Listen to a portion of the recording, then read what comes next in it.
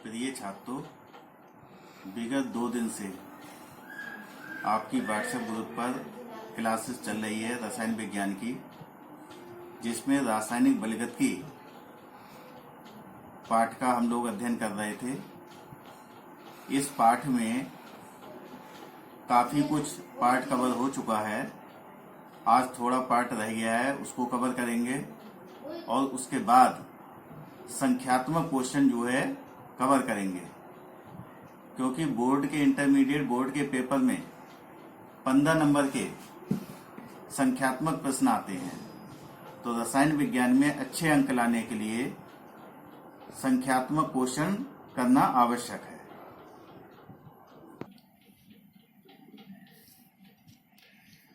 अब इस चैप्टर में अगला हेडिंग है आभासीय एकाणुक अभिक्रिया। तो इसकी परिभाषा है वह अभिक्रिया जिसकी कोटि 1 हो परंतु आणविकता 1 से अधिक हो, आभासीय एकाणुक अभिक्रिया कहलाती है। इसे एग्जाम्पल की सहायता से क्लियर करेंगे। CH3COO-C2H5 प्लस H2O का अम्ल की उपस्थिति में जब जल अपघटन होता है तो प्राप्त होता है CH3COOH plus C2H5OH। Ethyl acetate के जल अपघटन से एसीटिक अम्ल और एथिल अल्कोहल प्राप्त होता है। अब इस अभिक्रिया में देखिए, पूर्व में हमने बताया था कि जल की सांद्रता परिवर्तन से अभिक्रिया के वेग पर कोई प्रभाव नहीं पड़ता, केवल एथिल एसीटेट की सांद्रता परिवर्तन से अभिक्रिया के वेग में परिवर्तन होगा। अतः इस अभिक्रिया की कोटि 1 है और इसमें एक अणु एथिल एसीटेट का भाग ले रहा है, एक अणु जल का भाग ले रहा है। अतः इस अभिक्रिया की आणविकता कितनी हो गई? 2 हो गई। अतः ये आभासीय एकाणुक अभिक्रिया है। दूसरा हेडिंग है वेग समीकरण या वेग नियम।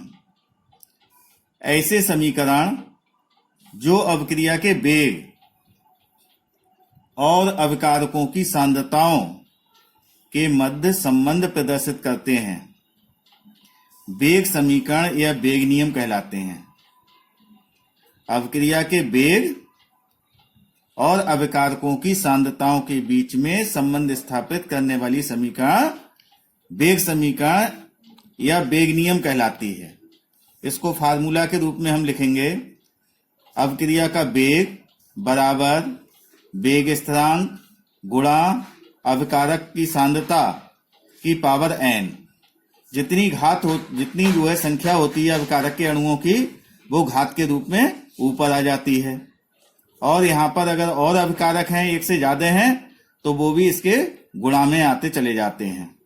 तो इस प्रकार से हम वेग समीकरण की सहायता से अभिक्रिया की कोटि भी ज्ञात कर सकते हैं।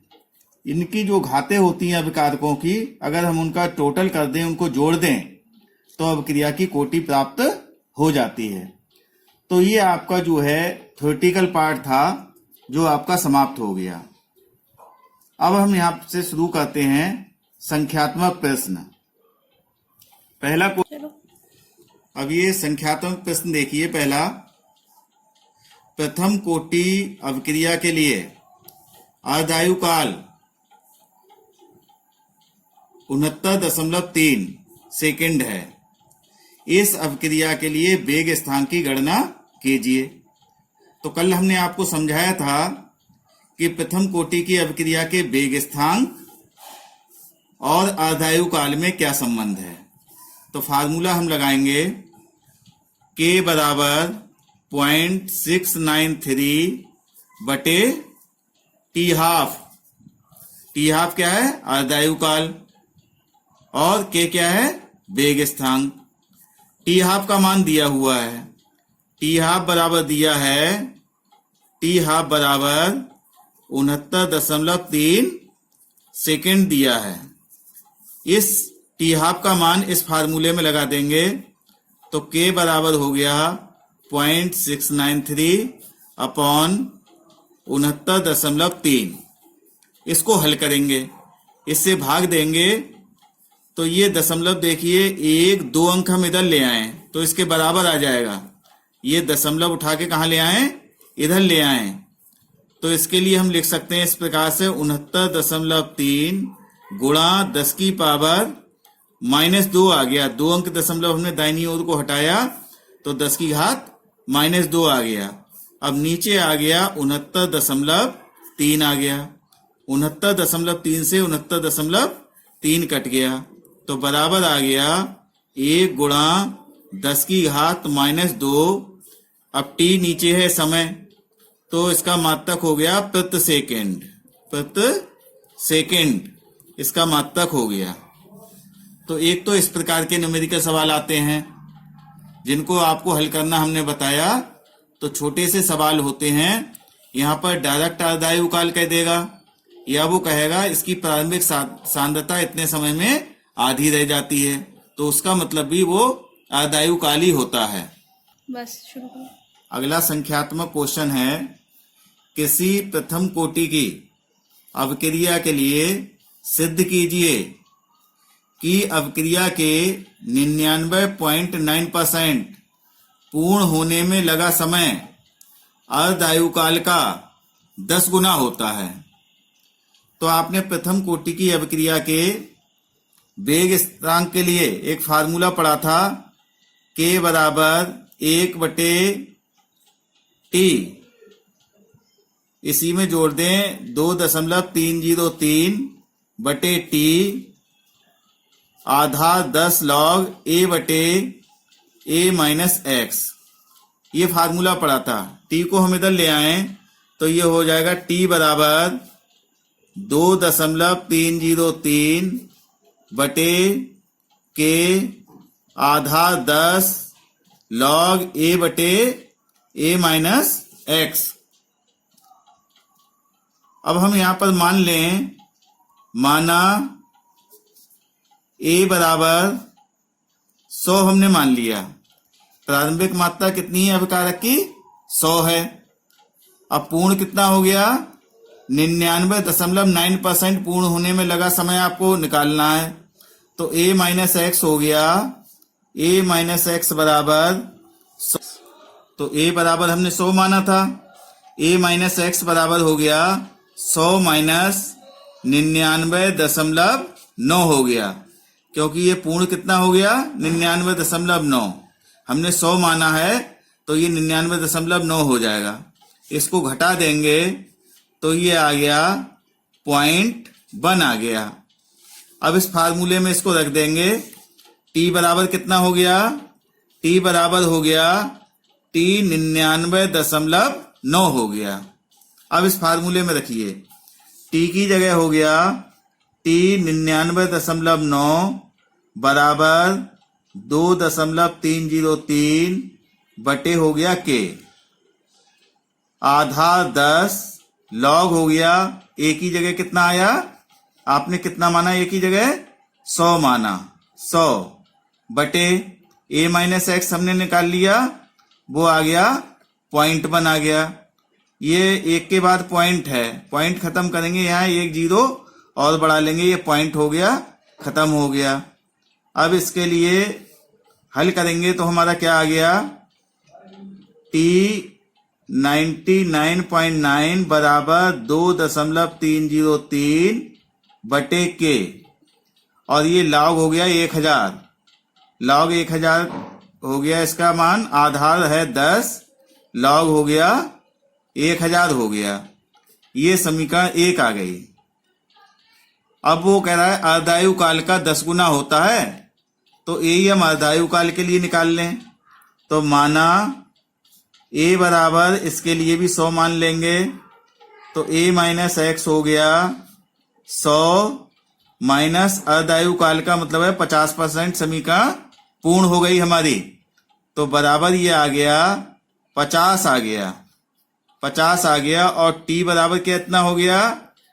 t 50, 50% पूर्ण हो गया। अर्धायु काल का मतलब है 50% पूर्ण हो गया, तो t 50 ले सकते हैं इसके लिए, या अर्धायु काल भी ले सकते हैं, इसके लिए t हाफ भी ले सकते हैं, t हाफ ले सकते हैं इसके लिए।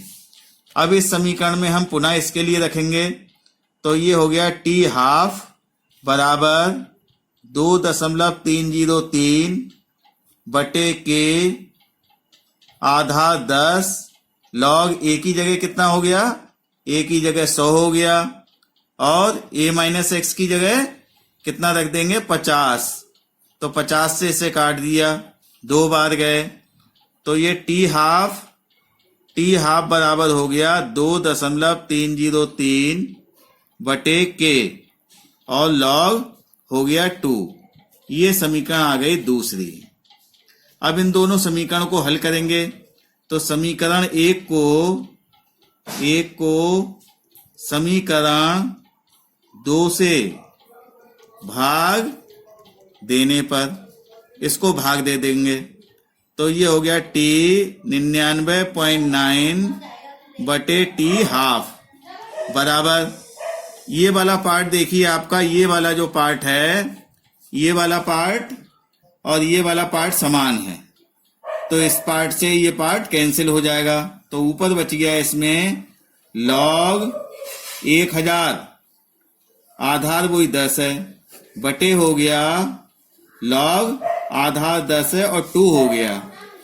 अब इसको आगे हल करते हैं, तो आता है टी 99.9 बटे टी हाफ बराबर, अब लॉग 1000 का मान हो गया, एक के बाद में जितने जीरो होते हैं उसका मान उतना ही होता है, 1 2 3 जीरो हैं, तो इसका मान हो गया 3 हो गया। लॉग 2 का मान हमें याद रखना चाहिए, इसका मान हो गया 0.3010 हो गया इसका मान। अब 0.3010 से इसको भाग देंगे तो लगभग 10 आएगा, टी 99.9 बटे टी हाफ बराबर 10 आ गया, लगभग आता है। अब इसके बटे में बंद कर लें और तिर्यक गुणा कर दें तो क्या हो गया, तो हो गया टी 99.9 बराबर 10 गुणा टी हाफ आ गया। यही हमें सिद्ध करना था। वो कह रहा है किसी प्रथम कोटि की अभिक्रिया के लिए सिद्ध कीजिए कि अभिक्रिया के 99.9% पूर्ण होने में लगा समय अर्धायु काल का 10 गुना होता है। तो ये 99.9% पूर्ण होने में लगा समय अर्धायु काल का 10 गुना होता है, अर्धायु काल का 10 गुना। इससे अगला संख्यात्मक प्रश्न है, निम्न आंकड़ों से प्रदर्शित कीजिए कि ए से प्राप्त होता है बी प्लस सी प्रथम कोटि की अभिक्रिया है। तो ये आंकड़े दिए हुए हैं, इन आंकड़ों की सहायता से हमें ये बताना है कि ये दी गई अभिकारक ए है, उसकी मोलर सांद्रता दी है। तो ये इसकी मोलर सांद्रता इस प्रकार से दी है, इस प्रकार से दी है, समय है 0 यानी अभिक्रिया प्रारंभ नहीं हुई है, तो मोलर सांद्रता है 6। 20 सेकंड बाद इसकी मोलर सांद्रता घट के 4 रह गई। 40 सेकंड बाद इसकी मोलर सांद्रता 2.67 रह गई। तो इन आंकड़ों की सहायता से हमें 20 सेकंड और 40 सेकंड पर वेग स्थान का मान निकालना होगा। यदि दोनों 20 सेकंड और 40 सेकंड दोनों स्थितियों पर वेग स्थान का मान समान आता है, तब यह प्रथम कोटि की अभिक्रिया होगी। तो हम प्रथम कोटि की अभिक्रिया के वेग स्थान की सहायता से के का मान निकाल लें 20 सेकंड और 40 सेकंड पर। तो इसके लिए देखिए, प्रथम कोटि की अभिक्रिया का समीकरण है, प्रथम कोटि की अभिक्रिया का वेग स्थानांक हो गया, प्रथम कोटि की अभिक्रिया का वेग स्थानांक के बराबर हो गया 2.303 बटे टी आधार 10 लॉग ए बटे ए माइनस एक्स हो गया। अब इसमें हम मान रखेंगे, तो जो 0 मिनट पे जो मोलर सांद्रता दी है वो a का मान है, 20 सेकंड पे जो दी है वो a माइनस एक्स का मान है। तो इसमें मान रखेंगे, K20 का मान निकालेंगे। K20 का मतलब है 20 सेकंड पर हम इसकी वेग स्थान का मान निकालेंगे। तो ये हो गया 2.303 बटे हो गया 20, आधा 10 लॉग हो गया a की जगह कितना आ गया 6 बटे हो गया a माइनस एक्स की जगह कितना आ गया 20 सेकंड पर 4 आ गया।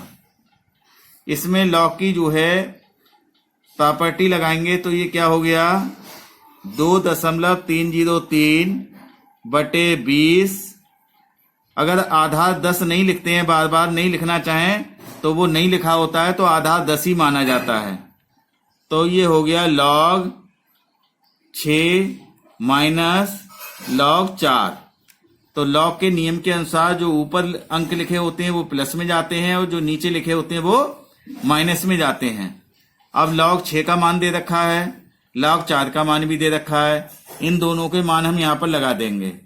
तो ये हो गया 2.303 बटे 20, log 6 का मान दिया है 0.7782, यहाँ रख देंगे। log 4 का मान दिया है 0.6021, इनको घटा लेंगे तो इनका मान हो गया 2.303 बटे 20 गुणा, इसको घटाएंगे, इसमें से 2 में से 1 गया 1 बचा, 8 में से 2 गए 6 गए बचे, 7 में से 0 गया 7 और ये 7 में से 6 गया, a कितना आ गया। अब इन दोनों की गुणा कर लेंगे, इन दोनों की गुणा करके हम 20 से जो है इसे डिवाइड करेंगे। तो इन दोनों की जो गुणा आती है वो इन दोनों की गुणा आती है 0.4055 और बटे 20, इससे भाग दे देंगे तो ये आती है 0.020। ये आ गया K20 का मान, यानी 20 सेकंड पर हमने वेग स्थान का मान निकाल लिया। इसी प्रकार से हम 40 सेकंड पे K का मान निकालेंगे। तो ये हो गया K40 बराबर 2.303 बटे T का मान हो गया 40। अब आधा 10 log a की जगह कितना, a की जगह 6 ही रहेगा, जो 0 सेकंड मिनट पे जो सांद्रता दी है वो a ही रहेगी। तो ये हो गया 6 बटे 40 सेकंड पे सांद्रता कितनी है 2.67 सांद्रता है। इसके लिए हल कर लेंगे तो 2.303 बटे 40 log हमने बताया आधा 10 नहीं लिखते हैं बार बार तो कोई बात नहीं है, log 6, ये हो गया log 6, ब्रैकेट यहाँ लगाएंगे, log 6 माइनस log हो गया 2.67, इनकी वैल्यू रख लेंगे तो 2.303 बटे 40 हो गया। यहाँ पर आपका log 6 का मान आ गया 0.7782 आ गया और इसमें से इसका मान कितना है 0.4265 आ गया। इसको हल करेंगे तो आ गया 2.303 बटे 40, इसको घटा लेंगे, ये हो गया 12 में से 5 गया तो कितना बचा, 12 में से 5 गया तो बचा 7, यहाँ रह गया 7 में से 6 गया 1, 7 में से 2 गया 5 और 7 में से 4 गया 3 बचा। इसको गुणा कर लेंगे 2.303 और 0.3517 की गुणा कर लेंगे तो ये आता है 0.8099 बटे 40। 40 से भाग देंगे तो K40 का मान आता है 0.020 आता है। अब देखिए हमने 20 मिनट पर इसका K का मान निकाला तब भी 0.020 आया और 40 सेकंड पर K का मान निकाला वेग स्थान का तब भी इसका मान 0.020 आया। अतः ये आंकड़े चूंकि के का मान समान है, चूंकि के का मान समान है, अतः ये आंकड़े प्रथम कोटि की अभिक्रिया की पुष्टि करते हैं। इसको हम नीचे यहां पर लिख देंगे।